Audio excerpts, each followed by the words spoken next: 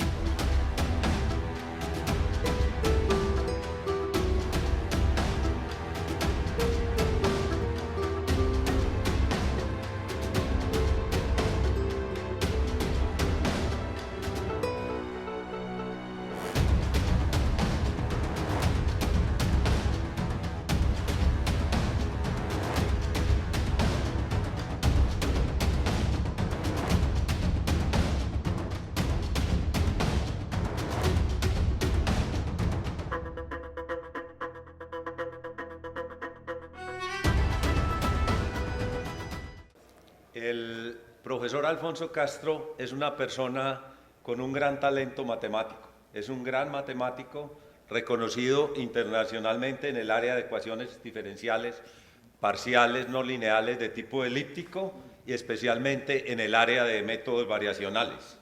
Como veíamos en el video, Alfonso ha publicado más de 90 artículos científicos en revistas de reconocido prestigio internacional. Tiene 815 citaciones a sus trabajos de investigación y ha dirigido y codirigido 15 tesis doctorales. Ahí aparecían 13, pero recientemente graduó 2 estudiantes colombianos. Alfonso Castro es miembro de la Academia Colombiana de Ciencias Exactas, Físicas y Naturales y ha sido conferencista plenario en el Congreso Colombiano de Matemáticas y en muchos eventos nacionales e internacionales de gran prestigio. Fue director del programa de matemática aplicada en la National Science Foundation y actualmente es profesor del Harvey Mudd College en los Estados Unidos.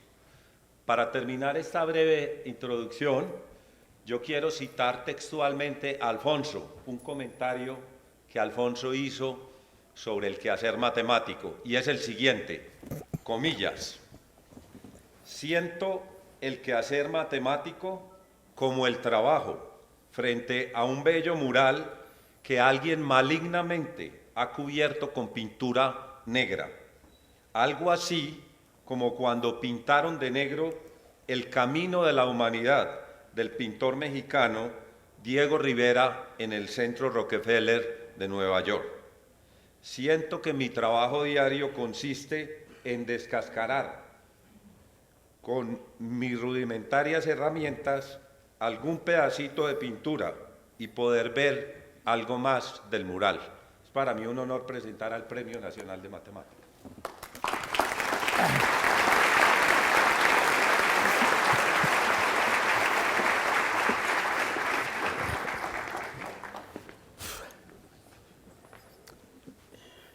Bueno, esto es muy emotivo.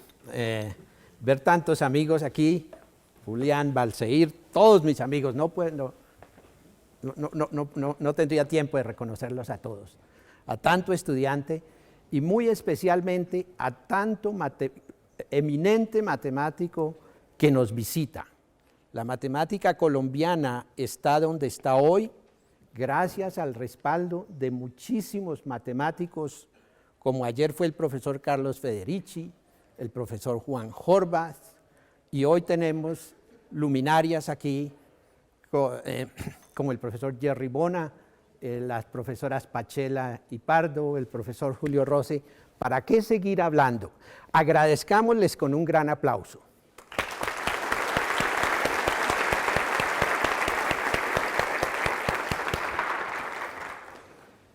Mi charla, ya está ahí, el teorema del valor intermedio. Desafortunadamente, debido a los problemas técnicos, voy a usar solo lo que me da Beamer. Tenía algunos dibujos que voy a tratar de reproducir aquí, en el tablero, porque tengo un programa que no pudimos trasladar al computador que estamos usando.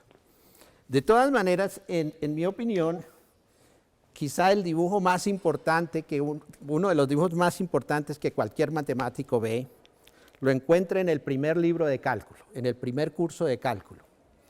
Es este dibujo.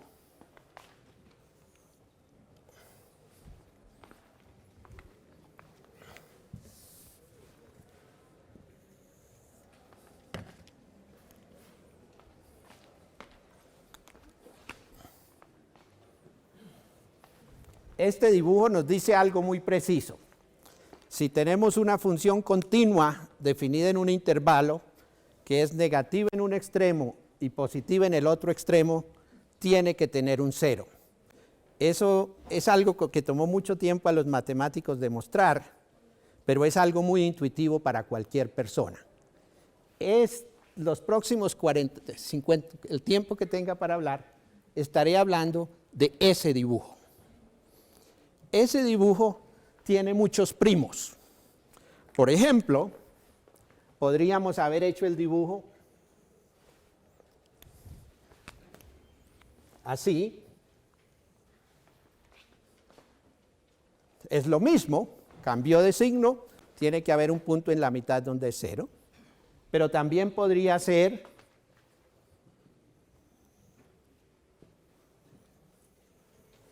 así. Es decir, del hecho que yo sepa que es negativo en un lado y positivo en el otro, sé que hay un cero, pero puede haber muchos ceros. Yo estoy seguro que todos los que hemos visto un primer curso de ecuaciones diferenciales nos han hablado de los problemas de valor inicial. Es decir, dada una ecuación diferencial, hallar una solución que cumple ciertas condiciones iniciales. La ecuación diferencial 4 pues es la ecuación diferencial que tengo en el problema de frontera 1. Pero noten la diferencia. En la ecuación 4, en vez de ser un problema de frontera, como es aquí, tenemos un problema de valor inicial. Aquí tal vez ya hay una distinción de clases, porque algunos hemos visto la demostración de que para cada D la ecuación tiene solución, otros no. Es muy importante para los que no la han visto, para que salgan de aquí con la motivación, bueno, yo quiero ir a mi libro de ecuaciones diferenciales, a Wikipedia, a yo no sé dónde, y voy a encontrar la demostración de que para cada D el problema de valor inicial tiene una solución. Bueno, el problema 4 sí tiene una solución para cada D. Ahora, ¿de qué nos sirve esa solución? Okay.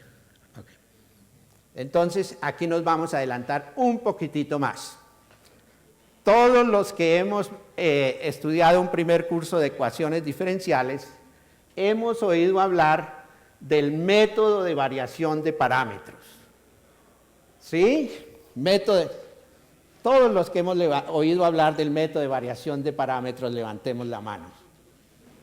Casi todos. No digo que nos acordemos qué son los métodos de variación de parámetros, digo que hemos oído la expresión. Bueno, la expresión, el problema de valor inicial 4 de que hablé, tiene por solución la fórmula dada en 5. La fórmula dada en 5 dice, bueno, su solución es la condición inicial de multiplicado por el seno, raíz de lambda, un poco de fórmulas allá.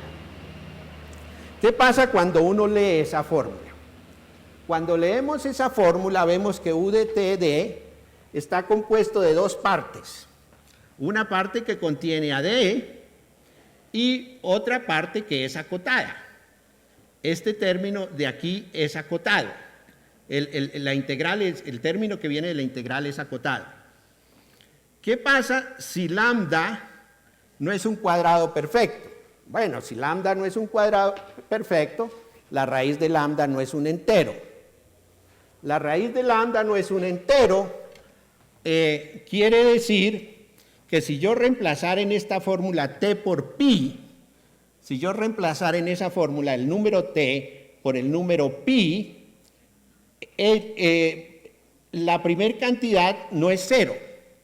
La primer cantidad no es cero, así que cuando d se va hacia más infinito, en valor absoluto, el primer término, es decir, el término que contiene la letra d, se va o hacia más infinito o hacia menos infinito.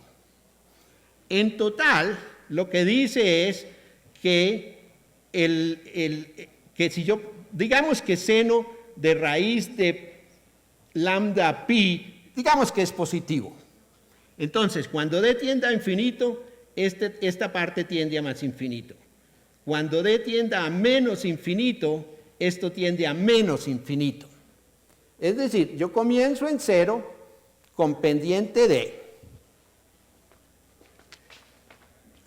Yo no sé si los que están de ese lado logran ver los dibujos. Bueno, voy a hacer el dibujo aquí. Voy a hacer la gráfica de la función, voy a llamarla b de d, que sea u de pi d. Bueno, dice, cuando d tiende a menos infinito, digamos, la función b de d tiende a menos infinito, o sea, la función b de d está por aquí. Cuando d tiende a más infinito, b de d tiende a más infinito. ¿Eso qué quiere decir? Como la función b es continua, tiene que haber un punto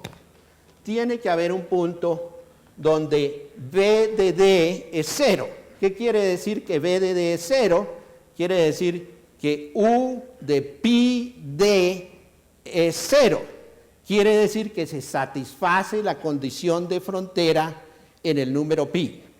Es decir, está diciendo, yo comienzo en 0 con una pendiente d muy negativa.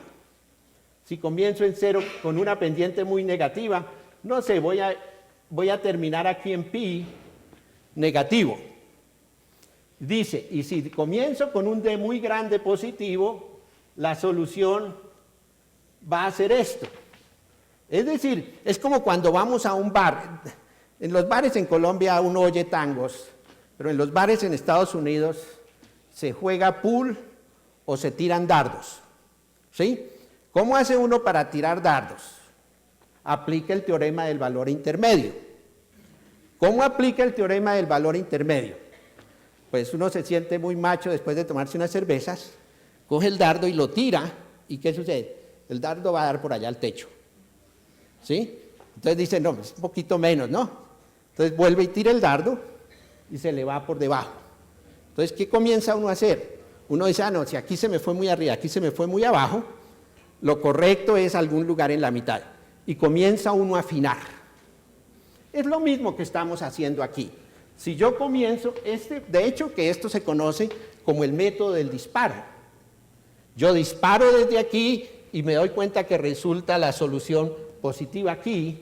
Disparo desde aquí con pendiente negativa y termina negativa. Quiere decir que el disparo correcto, la posición correcta del cañón es algún lugar en la mitad.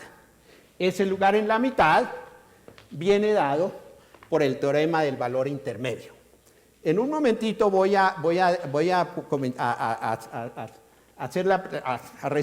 tratar de responder a la pregunta, bueno, ¿y cómo sabe que hay un solo lugar desde donde puede disparar?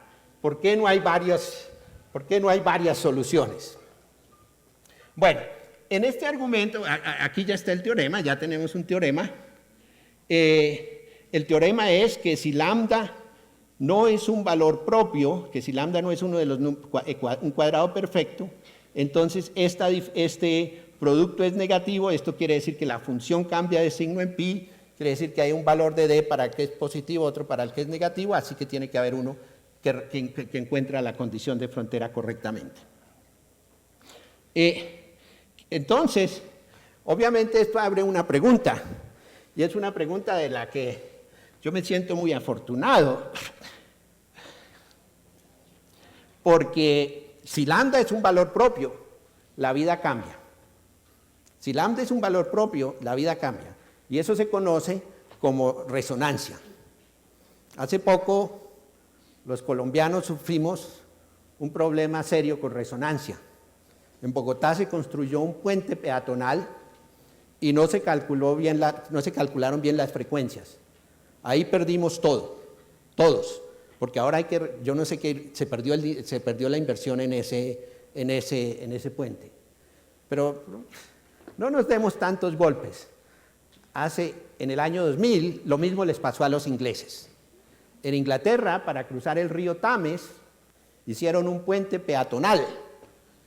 Y el mismo problema, no calcularon las resonancias y las personas tan pronto comenzaron a pasar el río Tames, pues la persona se para allá a mirar, el puente se mueve un poquitito para acá. ¿Qué hace la persona? Pues trata de equilibrar, se hace para acá, se hace para acá. En 2 horas tuvieron que cerrar el puente. Yo no sé si el puente lo arreglaron o qué pasó, pero ese es un gran fiasco. Muchas veces se diseña sin pensar en la parte matemática. A ver, les voy a hacer una demostración. Esta creo que es la única demostración que hay aquí. Noten que en el teorema anterior yo dije, si lambda no es un valor propio, si lambda no es un cuadrado perfecto, hay solución. ¿Qué pasa si lambda no es un cuadrado perfecto? Puede que no haya solución. Y para eso solo necesitamos cálculo 1. Aquí puse como lambda el número 1 y como función acotada la función seno de t. Más sencillo no puede haber. Y si tomamos esta ecuación y multiplicamos por seno de t, e integramos por partes, todos nos acordamos de las integrales por partes. Si integramos por parte, cuando multipliquemos por seno de t los dos primeros términos e integremos por partes, nos da 0. Entonces nos quedaría solo la integral de seno t por seno t, seno cuadrado t. Y diría que la integral de seno cuadrado t es igual a la integral de 0 a pi de 0 por seno t, que es 0. Es decir, tendríamos que la integral de seno cuadrado es 0, lo cual no es cierto. Es decir, cuando el número lambda es un valor propio, es decir, cuando hay resonancia, es posible que haya solución, es posible que no haya solución. Este problema duró abierto desde Chowder por allá en los años 30, y seguramente muchos pensaron en ese problema desde mucho antes, y fue resuelto por mi profesor, el doctor Alan Laser, a quien debo enfatizar ha contribuido en gran forma a la matemática en Colombia. El profesor Víctor Alves, un gran conocedor de la historia de la matemática en Colombia, dice, las ecuaciones diferenciales parciales en Colombia son impanianas o laserianas, porque al final todos venimos o del IMPA o del profesor Laser. El profesor Laser y Ed Landesman consideraron mucho más general que lo que estoy escribiendo aquí, pero lo escribo para que en el contexto sea correcto. Ese problema, segunda derivada de u, pero ahora el lambda es un cuadrado perfecto. Lambda es un cuadrado más una función acotada, pensemos en arco tangente u, igual a h de x.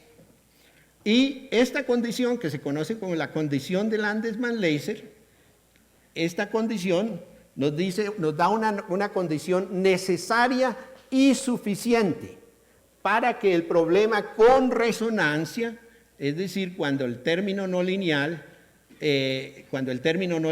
si lo dividiéramos por 1, tendería hacia n cuadrado, esta condición nos dice si hay solución. Cuando ponemos la condición de Landesman-Leiser en el contexto del teorema del valor intermedio, pasa lo siguiente. Si el problema de valor inicial, la solución del problema de valor inicial era independiente de si lambda es o no es un cuadrado perfecto. O sea, la cantidad u de pi menos d y u de pi d están bien definidas independientemente de si lambda es un valor propio. La diferencia grande está en que si lambda es un valor propio, ¿cómo hago para hacer esto? Ok. Volvamos a la fórmula de variación de parámetros. ¿Qué pasa si lambda es un valor, si lambda es un cuadrado perfecto? Que entonces ahora nos queda seno de n por pi, en pi, y eso es 0. O sea, este término en el caso de resonancia desaparece. Al desaparecer ese término, nos tenemos que ver la cara solamente con el término de la integral. Y el término de la integral, para no hacerla muy larga, si yo trato de calcular u de pi d por u de pi menos d, nos queda un producto, converge a un producto donde la condición de Landesman-Leiser nos dice que uno de los términos es positivo y el otro término es negativo. Es decir, volvemos a tener este caso. La condición de Landesman-Leiser lo que hace es, en el subespacio correspondiente a funciones propias para ese valor propia, produce la gráfica del teorema del valor intermedio. Bueno, hasta aquí espero haber podido hablar para el cálculo 1 y para el primer semestre de ecuaciones diferenciales. Vamos a movernos un poquito más adelante de esto. Ahí había otra gráfica, se me perdió. Y voy a hablar del plano de fase. Voy a hablar del plano de fase y entonces voy a dejar solamente este dibujo.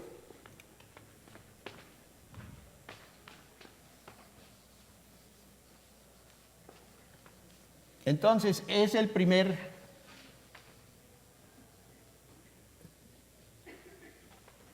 una de las formulaciones del teorema del valor intermedio. Ahora lo que voy a decir es, si en vez de seguir la función, yo sigo la función y su derivada. A propósito, todas las funciones aquí son derivables y las derivadas en los ceros nunca son ceros. Si ahora en vez de seguir, digamos que esta es la función f, si en vez de seguir la función f, yo sigo la función f y su derivada, miremos lo que pasa. Si estoy aquí, la función f es negativa y su derivada es positiva. Aquí voy a poner f y aquí voy a poner f'. Aquí f es negativa, su derivada es positiva. Cuando me muevo hacia la derecha, pues f comienza a crecer, eventualmente se vuelve 0 y llega un momento en que toma un valor máximo. Después de ese valor máximo, pues ¿qué hace? Se regresa y va a hacer esto. No sé cuántas veces, voy a dejarlo ahí, pero vamos a ver. Termina positivo con f positivo. Digamos que termina aquí. Si yo en vez de seguir f, sigo f y f', entonces ahora en el plano f', conocido como el plano de fase,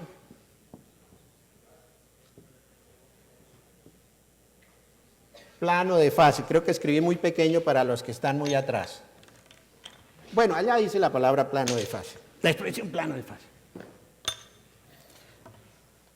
¿Cuál es la diferencia entre mirar el problema desde aquí y mirar el problema desde este punto de vista? Que en el segundo caso podemos apoyarnos en el ángulo con respecto, digamos, al eje de las X, a cualquier eje. Aquí, digamos que llamamos, no sé, este ángulo, alguna cosa, phi de 0. Cuando pasamos por aquí quiere decir que el ángulo es pi medios. ¿Sí? Aquí llegamos a pi medios. Aquí a 3 pi medios. Pi medios, 3 pi medios, 5 pi medios, 7 pi medios, etc. Esto nos permite decir que el argumento, que la función argumento, que el ángulo está creciendo. Es decir, si ahora en vez de fijarme en esta gráfica, me fijo en la gráfica de la función phi de t, aquí comenzó y cuando terminé me di una vuelta, 2 vueltas, 3 vueltas y un poquito. Es decir, el argumento vino a pasar de aquí a aquí. ¿Cuándo encontramos un 0? Encontramos un 0 cuando el argumento es o pi medios, o 3 pi medios, o 5 pi medios, o 7 pi medios, etc. Es decir, todo lo que necesitamos es poner aquí pi medios, 3 pi medios, 5 pi medios, 7 pi medios, y cada uno de estos nos da un punto donde la función f vale 0. Es una manera mucho más refinada de entender cómo fue cambiando el argumento. ¿Cuánto tiempo tengo? 12 minutos. Voy a hablar más rapidito entonces. ¿De qué nos sirve este argumento? A ver, les muestro un caso en que nos sirve este argumento muchísimo. Ya sabemos el argumento de Placer. En los ejemplos anteriores siempre supuse que f de u sobre u tendía a un límite lambda, que f de u era casi lineal. Es decir, que f de u es una función llamada asintóticamente lineal. Obviamente hay mucha función que no es asintóticamente lineal. Por ejemplo, f de u igual a u al cubo. Si hago f de u, si f de u es u al cubo y lo divido por u, pues eso me da u al cuadrado. Y cuando u tiende a infinito, pues eso tiende a más infinito, eso no tiende a ningún número. En este ejemplo, en ese caso, es decir, si volvemos a la misma ecuación de hace un momento, segunda derivada de u más f de u igual a, puede ser h de x, digamos, u de 0 igual a u de pi igual a 0. Haciendo el mismo argumento de plano de fase, llegamos a la conclusión, a ver, les voy a indicar aquí, que phi de t, que phi de pi d, que el ángulo, cuando d tiende a infinito, el ángulo tiende a más infinito. ¿Qué quiere decir que cuando d tiende a más infinito, el ángulo tiende a más infinito? Quiere decir que si yo disparo con una pendiente muy grande, ¿qué hago? Que le hago dar muchas vueltas al ángulo de fase. Es como cuando está uno en una ruleta, ¿cierto? Esas ruletas verticales. Le tira uno duro y ¿qué hace? Dio muchas vueltas. ¿Qué quiere decir dar muchas vueltas? Quiere decir que este ángulo tiende a más infinito. Pero si yo tengo una función que tiende a más infinito, pues esa función va a encontrar los valores 3 pi medios, 5 pi medios, 7 pi medios, cualquier número de pi más un medio y dándonos infinitas soluciones. Voy a acelerar un poquitito aquí porque no quiero quedarme sin mostrarles algunas otras cosas de mucho interés.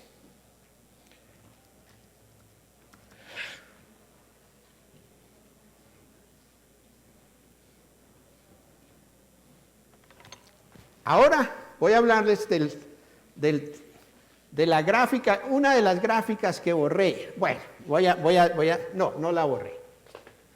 Voy a dibujar ahora el teorema del valor intermedio en RN. Y aquí para el dibujo, para fijar ideas, voy a hacerlo para R2. Ahora, en vez de un intervalo, en vez de tener mi dominio, en vez de ser el intervalo AB, es una cajita. O sea, es el producto de dos intervalos, o un cubo, o un paralelepípedo en dimensión n. Pero pensemos solo en dimensión 2. Imaginémonos que tenemos un cuadrado aquí, y que en ese cuadrado, en direcciones, en lados opuestos, y tenemos un campo vectorial en ese cuadrado, que en caras opuestas mira en direcciones opuestas. Por ejemplo, que mientras en la cara de arriba mira hacia arriba, en la cara de abajo mira hacia abajo, y digamos que en la cara de la izquierda mira hacia adentro, entonces en esta cara tiene que mirar así. Es el mismo problema del teorema del valor intermedio. En caras opuestas, signos opuestos. El teorema está ahí. Si yo tengo un campo vectorial que en caras opuestas mira en direcciones opuestas, entonces el campo vectorial tiene un punto donde es igual a 0. Tiene un punto donde es igual a 0. Una aplicación de este resultado nos permite, por ejemplo,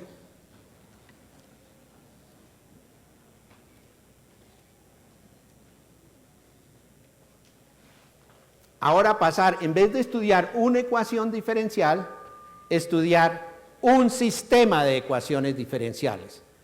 Ya les hablé de que U segunda más f de u igual a h de x o igual a 0 tiene infinitas soluciones. Era el método del plano de fase. Pero ahora pensemos que tenemos un sistema de estas ecuaciones. Para un sistema de estas ecuaciones, ahora yo no tengo una función ángulo.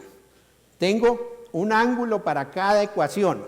Tengo un ángulo para la incógnita 1, un ángulo para la incógnita U2, etc. Es decir, que ahora lo que tenemos, las funciones φ1, φ2, φn, en vez de darnos una función, lo que nos están dando es un campo vectorial. Y bajo estas hipótesis podemos ver que uno encuentra cajas cada vez más grandes, donde el campo vectorial en lados opuestos apunta en direcciones opuestas. Esto nos lleva, claro, cada vez que yo tengo un punto 0, a mí me gustaría saber si esa es la caja más grande, la caja más pequeña donde esto sucede. Yo puedo hacer una caja más chiquita, un poquito más chiquita, y espero que el comportamiento del campo vectorial sea cada vez sea lo mismo. Pero si hago eso muy cerca del punto crítico, muy cerca del 0, entonces esperamos que sea algo así. Esto nos lleva al concepto. ¿Qué pasa aquí?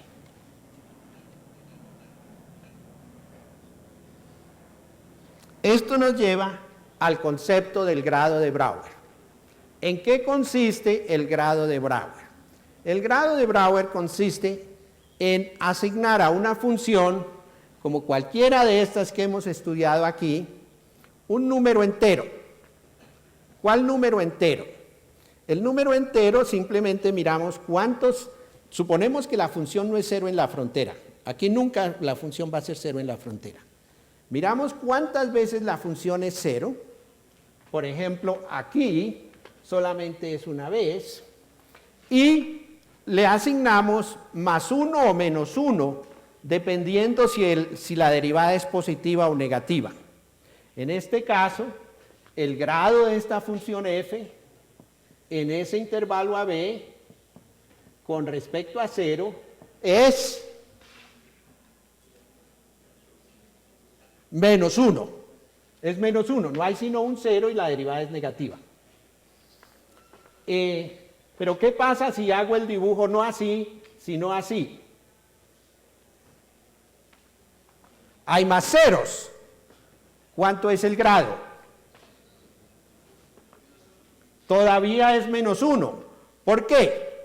Porque, como decíamos por allá, todo lo que entra sale, ¿no? Entonces, sí, aquí hay un -1, aquí sumo un 1, pero este lo cancela, aquí sumo un 1, pero este lo cancela, aquí sumo un 1 y este lo cancela. Este argumento se extiende a dimensión infinita. Permítanme simplemente decirles que si bien la manera como está definida ahí ese número es para funciones diferenciables, tal que los ceros, la derivada en los ceros no sea singular, realmente se extiende a dimensión infinita y a funciones continuas, simplemente continuas, funciones sin derivabilidad. Entonces aquí puse un ejercicio que para los menores de 22 años es una tarea, es estudiar la generalización del grado de Brouwer a dimensión infinita. Allí encontrarán lo que se llama el grado de Leray-Chowder. Un primo del grado de Leray-Chowder es una fórmula muy interesante, conocida como la fórmula de Poincaré-Hopf. Esa fórmula de Poincaré-Hopf, en cierta forma, deja el grado como un caso particular y nos dice, si usted tiene una variedad diferenciable, por ejemplo, una esfera, usted párese en cada punto, en cada cero tome un campo vectorial sobre la esfera. La esfera es mi cabeza, el campo vectorial en cada punto es un pelo, yo creo, bueno, soy medio peludo. Y nos dice que la suma de los índices es igual a la característica de Poincaré de M. Ahora todos van a querer aprender qué es la característica de Poincaré de M, pero sea cual sea la bola, si usted tiene una bola puede ser un balón fino de James o puede ser la pelota de trapo del Chavo del 8. Si usted cuenta, la triangula y cuenta el número de caras menos el número de aristas más el número de esquinas, va a encontrar que ese número es 2. En un balón ese número es 2. Quiere decir que la suma en la derecha es 2, luego la suma en la izquierda no puede ser 0. Es decir, que tiene que haber por lo menos algún punto donde el índice del campo vectorial es 0. Es decir, si usted trata de peinar una peluca, siempre le va a quedar un punto donde no hay, un punto calvo. ¿Sí? Eso es muy importante. Durante mucho tiempo se trató de hacer fusión nuclear en ollas y las ollas siempre se explotaban. ¿Por qué? Porque en una olla no puedes poner un campo vectorial que te contenga el plasma. ¿Dónde se hace el plasma? En un roscón, ¿sí? En una tokamak. Ese problema tiene historia muy interesante alrededor de la Guerra Fría. Decía que el grado existe y se puede definir para funciones continuas y tiene propiedades muy interesantes. Si el grado no es 0, pues tiene que haber un punto donde f es 0. Si tengo dos funciones, por ejemplo, esta y esta, que puedo deformar uno en la otra, van a tener el mismo número de grados, el mismo grado, es decir, que esencialmente van a tener el mismo número de ceros. Y si yo necesito calcular el grado en una región, por ejemplo, el grado de esta función, entonces lo puedo partir en pedacitos y decir, calculo el grado en el primer intervalo y luego calculo el grado en el segundo intervalo. Para quienes han tomado un curso de topología algebraica, ¿no? Quienes hayan tomado un curso de topología algebraica notarán mucha similitud entre estas propiedades y los axiomas de Eilenberg-Steenrod. Para quienes no hayan tomado un curso de topología algebraica, espero que esto sea una motivación de que aprender topología algebraica lo lleva a uno a decir cosas sobre la existencia, no existencia, multiplicidad de soluciones para ecuaciones diferenciales parciales. 5 minutos. Bueno, me voy a tener que saltar bastante aquí, pero quiero pasar al caso en que la función es una función de variable compleja. Todos hemos tomado un curso de variable compleja. No todos, ¿no? Casi todos, digamos. Bueno, pensemos ahora que la función que estamos considerando es una función definida en una región en el plano complejo y con valores complejos. Como les dije al principio, aquí todos los ceros son simples, todos los polos son simples. O sea, aquí no hay 1 sobre z cuadrado, es 1 sobre z nada más. ¿Qué nos dice el grado? Si nos paramos cerca de un cero de una función, y el cero es simple, las ecuaciones de Cauchy-Riemann, todos se acuerdan de las ecuaciones, todos nos acordamos de las ecuaciones de Cauchy-Riemann. Las ecuaciones de Cauchy-Riemann nos dicen que el determinante es positivo. Escriban las ecuaciones de Cauchy-Riemann y calculen la derivada. Verán que el determinante es positivo. ¿Qué pasa si nos paramos cerca de un polo? Bueno, la función no está definida en el polo, pero yo me paro cerca de un polo. Entonces, pararse cerca de un polo quiere decir que si estoy por ahí en una cajita cerca del polo, la función parece ser como 1 sobre z. 1 sobre z, bueno, pues esto lo puedo volver z conjugado sobre un número real. Bueno, ¿quién es z conjugado? Z conjugado es una función como x menos y.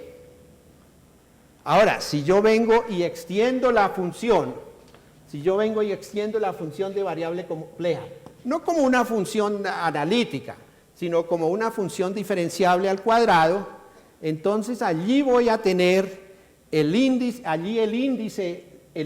se va a hacer menos 1. Es muy fácil calcular, ahí está el cálculo. La función se parece a f de xy igual a x menos y, y eso tiene determinante menos 1. Es decir, ¿qué nos da el grado? El grado nos da, por cada cero tenemos un 1 y por cada polo tenemos un menos 1. Es decir, esto en el curso de variable compleja se llama, ¿qué se me hizo? Se llama el principio del argumento. El principio del argumento. ¿Qué pasó? Es decir, el grado de Brouwer no es más que el principio del argumento. ¿Qué es el principio del argumento? Es el número de veces que cambia la función de variable compleja cuando recorremos la frontera de un dominio omega. Disculpen.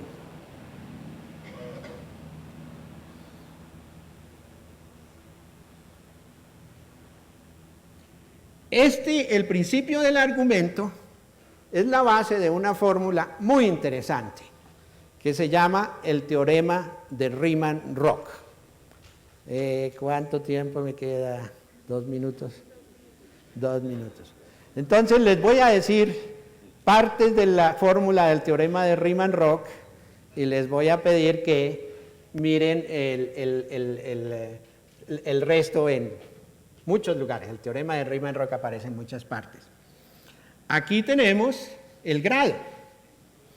El grado es el número de ceros menos el número de polos. Aquí tenemos el género. ¿Qué es el género? Es el número de... Aquí tenemos una superficie de Riemann. Una superficie de Riemann o es un balón, o es un toro, o es un toro doble, o es una cosa de ese estilo. El género es el número de asas. Es decir, por ejemplo, el género de la esfera normal, de la esfera del balón de fútbol, la superficie del balón de fútbol, es 0, eso no tiene asas.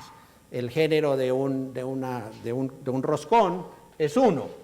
Y para cualquier función meromorfa definida en una de esas superficies, esta fórmula se tiene. Esta fórmula es importantísima en variable compleja, en geometría algebraica, en muchas cosas.